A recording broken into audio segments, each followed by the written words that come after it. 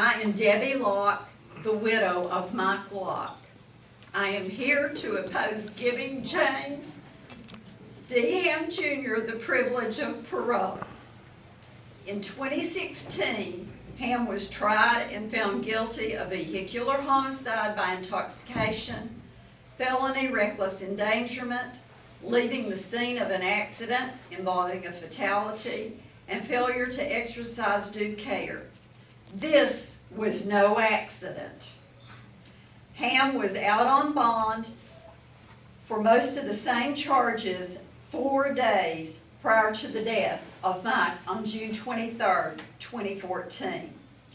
He murdered my husband, our son's father, a great brother, the rock of our family, a well-respected businessman, and a best friend to many. I say murder because in my eyes, there was no difference in taking someone's life with a loaded gun or taking someone's life if you're loaded with blood alcohol of 0.37, 4 times the legal limit. The end result is the same. Mike is gone forever in such a senseless, violent, and selfish manner because Hamm's lack of making coherent, logical, and rational choices. Hamm has known he had an alcohol abuse problem for about the past 20 years. Hamm did some outpatient therapy in 2006 and 2007, even trying to detox himself by using marijuana several times. He also did inpatient treatment and was released in 2009.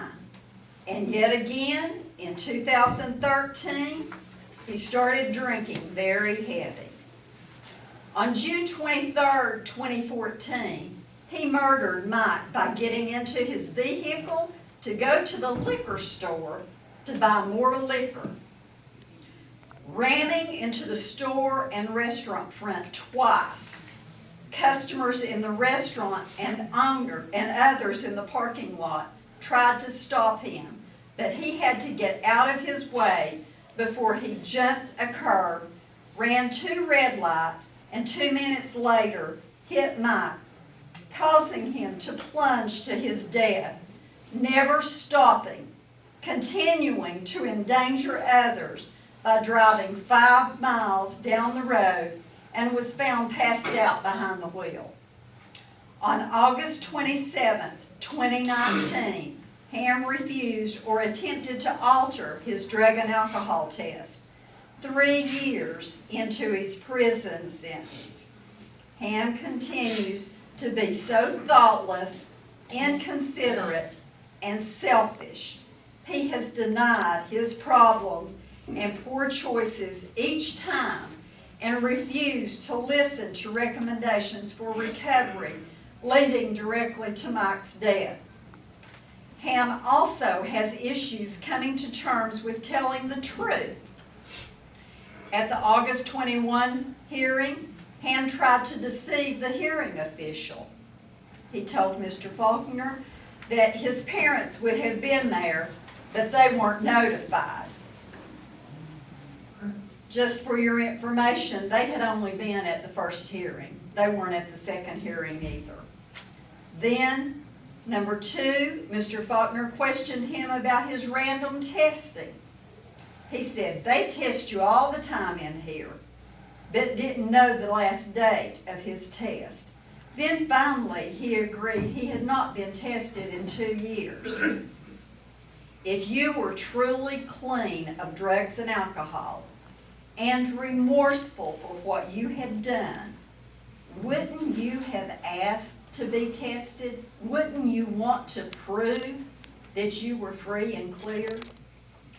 And lastly, when he was written up for tampering with his drug and alcohol test, he said he was holding his wet paper towel in his hand because he didn't want to throw it on the floor like others had. never really denying that he had rung the specimen into the, never really denying that he had rung it into the specimen cup. How can the Board of Parole make and deliver decisions to return these criminals back into society when so many policies have not been followed and procedures are falling through the cracks? These are important and ultimately affect the outcome of this parole hearing, which affects the rest of my family's life, your life, and the lives of every citizen in Tennessee. Another 3,301 signatures collected this past month are a testimony to the kind of life Mike lived. Over the past 4 hearings, 20,553 signatures is evidence this community wants James D. Hamm Jr. to serve his full sentence.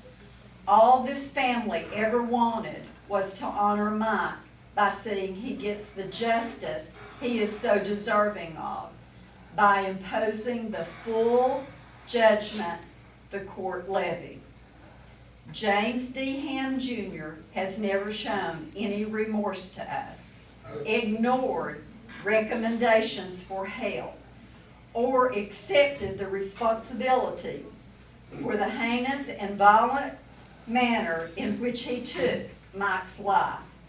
Nor has he acknowledged the living hell, pain, and suffering he has put this family through for the past 7.5 years. James D. Hamm Jr.